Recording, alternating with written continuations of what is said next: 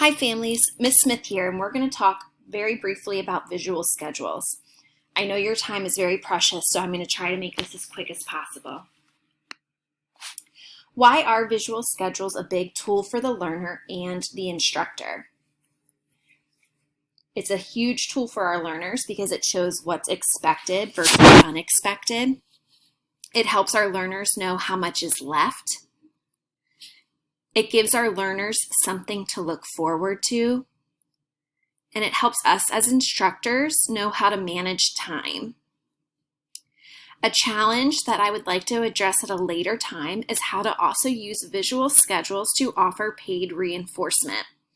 Don't get worried, I don't mean that we're going to be giving the kiddos all of our money, but just a very simple way that we can use play money as a paid reinforcement when pairing with our visual schedule. And again, we'll touch on that later. Something that I really want to just make sure is very clear, this is just a tool for you to use if you so choose. This is not something that I expect. This is just something that as you continue your learning in the home environment, this is a tool that you can use in your back pocket to help increase successful learning experiences with both you and your student, okay? It's just a tool that I wanted to offer for you to utilize if you feel that it would be helpful, but it's definitely not expected. If you choose to use a visual schedule, I just wanted to touch on what a visual schedule even is.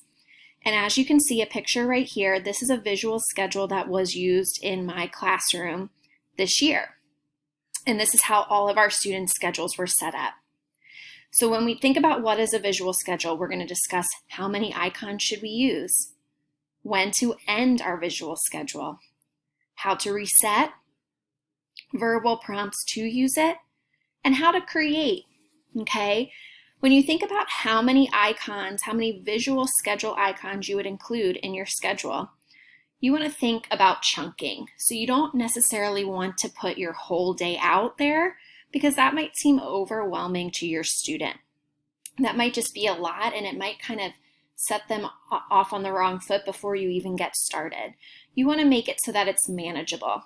Again, this is something that was in my classroom, so 6 icons may be too many in your house. It might be, since we're having our instruction is a less amount of time when we're at home, 6 icons at once might be a lot. So you just need to figure out what works for you and your student. And I do want to touch that every student is different.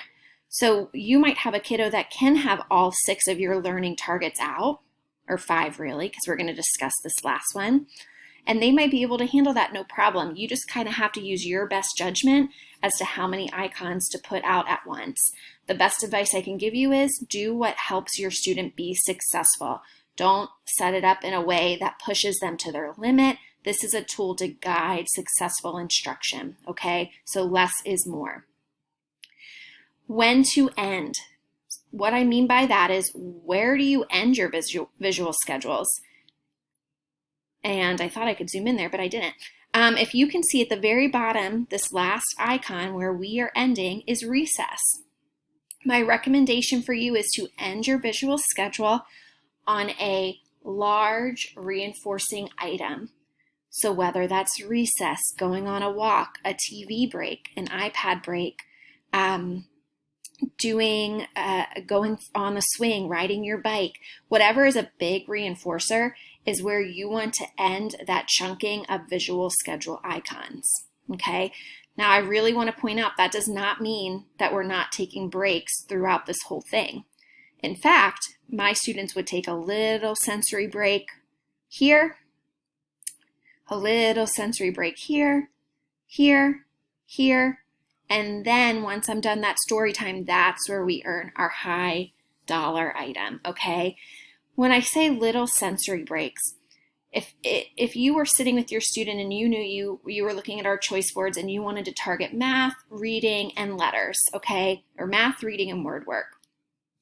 My recommendation for you is that you would put those 3 math, reading, and word work up with your big ticket item. And you know that's your learning session for the day. So it might be where you take your sensory breaks in between. You're setting those timers that we talked about, those handy dandy timers, and you're saying, okay, you've got a 5-minute sensory break. And that way the student knows how long their break is between each of these visual scheduled icons. Another tool with that, if your sensory break timer goes off and your student says 1 more minute, please feel free to honor that. We often honor that in the classroom, as it is way more important for our students to be using their safe word, safe body to request their wants and needs. They might do this through their communication device, through their PEX board, their verbals. They could sign more to you, or any type of verbal output that you feel confident is them saying 1 more minute or yes. We honor, because we would like for that to help increase their successful transitions, because they know they're using their words and they get what they want, okay? So if you set your sensory timer for 5 minutes, it goes off, your student says one, or you say 1 more minute, and they in their way answer yes or no, honoring that minute. When that 1 more minute is up, then they know they're going to their visual schedule, and you're saying to them, oh, look, we had breakfast. We're going to put that in our finish bin, which, remember, yours doesn't have to be as fancy as this one. You're at home, right? You don't have a lamp. I would assume most of you don't have a laminator. I do not have one at home. So you can makeshift how you want. Maybe your finish bin is just a baggie, or maybe it's a bowl. So, oh, look, you had breakfast. We're going to take it off. We're going to put it in the finish bin. Next is letters, then vocab, then letter sounds, then story time, then recess. How excited are you for recess? And then you transition into letters, okay? So using this as your transition tool to go from activity to break to next activity, repeat, repeat, repeat, trickling down that pattern all the way until you get your high dollar reinforcer item, okay? So that's when we know to end. How to reset. Another reason you don't want to put every icon out for the whole entire day is it's taking away the opportunity for your student to learn to reset their own board. So you might say to your student, once they came in from recess, you might say, oh, you know what we have next? It's cooking. Let's look together to find the cooking icon.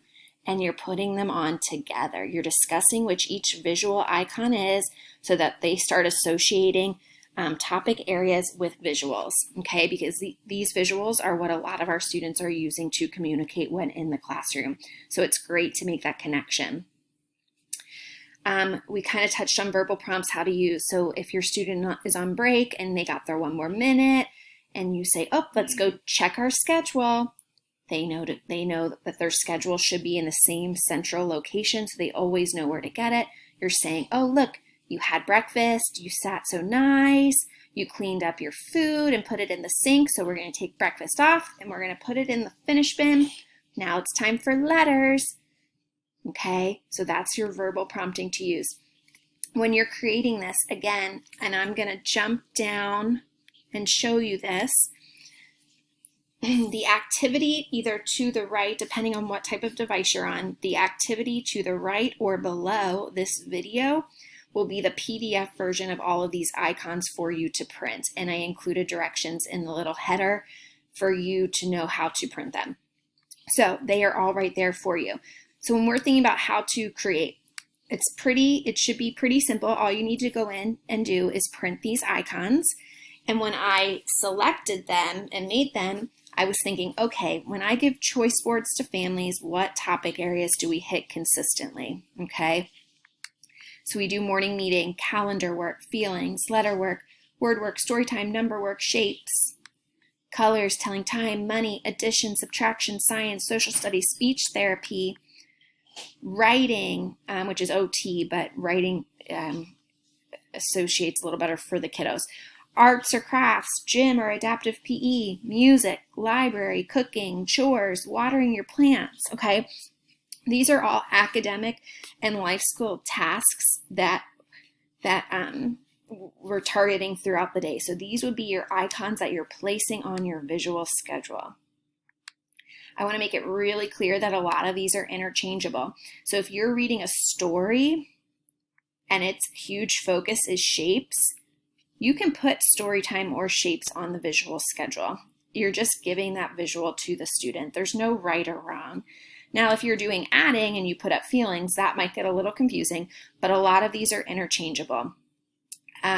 So calendar work, you might put that for morning meeting. That works just fine. But we also know in our life skills folder, we have a lot of activities with just calendar work that aren't necessarily morning meeting.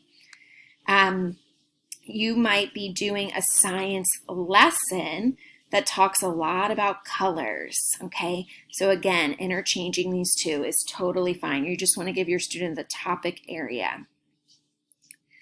Then included is 2 pages worth of reinforcement icons. I try to think, okay, what do our students have at home that can be reinforcing? So playing with toys, dancing, bubbles, sensory bin, swing, bike, iPad, TV, slide, going on a walk, Play-Doh, puzzle. Those are all reinforcers. Again, just because I have Play-Doh here, if you don't have Play-Doh at home, don't feel like you need to offer that. This is just me trying to think, okay, what could we have at home that is reinforcing? I also want to note that if you see something on here for our schedule icons, as well as our reinforcing icons, if I'm missing something that you would like, shoot me an email. I am happy. I can make that very easily and email it to you individually to fill in any gaps that you might need.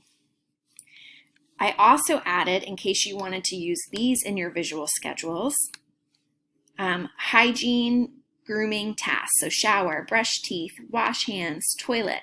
Those are all extremely helpful and totally appropriate to use when you're doing a visual schedule. So maybe you're seeing breakfast, letters, go on a walk, shower. Okay, maybe that shower is reinforcing for your student, or maybe it's actually kind of a task. So you're going to say breakfast, shower, watch TV, because your TV was the reinforcing thing that you want to end on. Just remembering that you're ending your set of visual schedules on a reinforcing item. I would argue that telling time isn't the most reinforcing activity for many kids. It's a life skill, but I wouldn't say it's a preferred activity. So I would never end my visual schedule on telling time. That's just an example. But I might say telling time swing. Okay, so they know, okay, I got to get through this telling time to do the swing. Okay, I hope that helps you guys. I hope these icons kind of fill any gaps to help continue to support you in your learning at home with your student. Again, as always, feel free to reach out if you need something additional. I'm happy to make it.